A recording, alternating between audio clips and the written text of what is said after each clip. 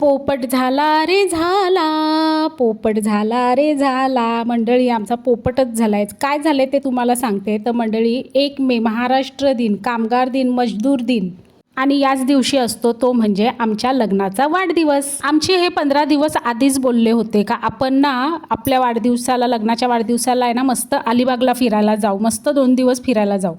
मग काय सलोनी आणि मी तर खुश, मस्त ये मज्जा, आपण हा ड्रेस घालू, तो ड्रेस घालू, अशी मजा करू, तसं असं काय काय काय काय ठरवलेलं. आणि मग 2 दिवस आधी हे बोलतात का आपल्याला जाता येणार नाही, मला अर्जंट काम निघालं आहे. मग काय झाला ना आमचा पोपट. आता काय तर मग बोललो जाऊ दे चल, काम पण महत्त्वाचं आहे. पण हे बोलले की ठीक आहे आता नाही गेलो तर नाही, मी तुम्हाला नंतर नक्की फिरायला नेईल.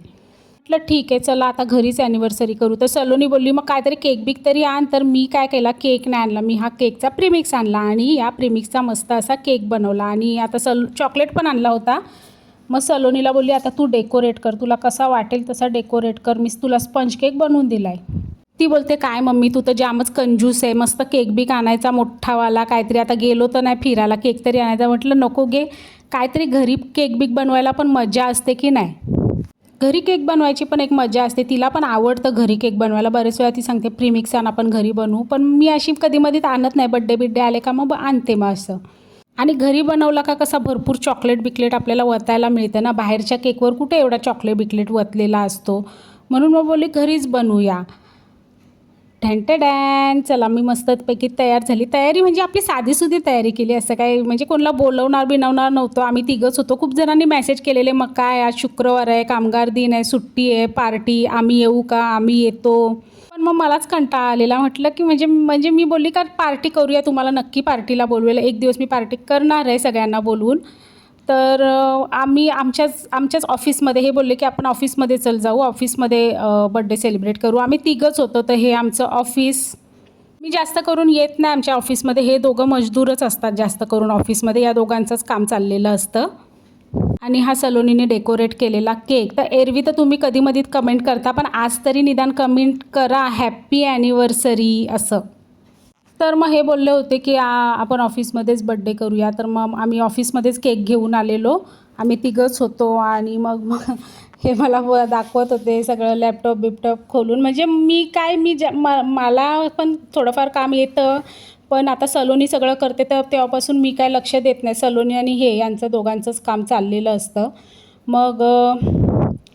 मग आम्ही काय घेतलं परत, चला आता केक कापायला घेऊ. तर मग सलोनी बोलते आता केक कापायचं आहे तर आरती पण करूया. मग आरती करायला घेतली, आरती केली, ओवाळलं तिनीच. आणि मग नंतर बरं चला आता केक कापूया. पण केक कापायला सुरीच नव्हती आणली.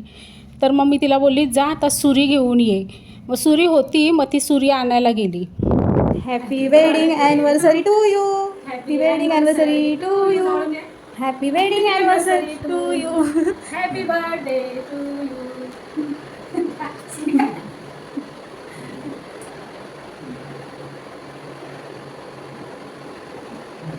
मला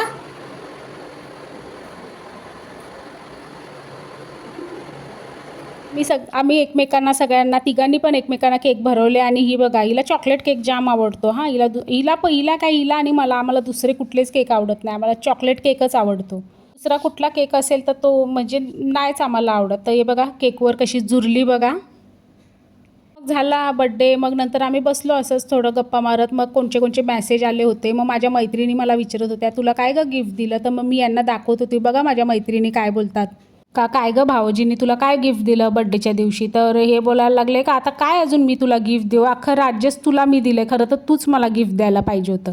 बोला आता काय बोलायचं.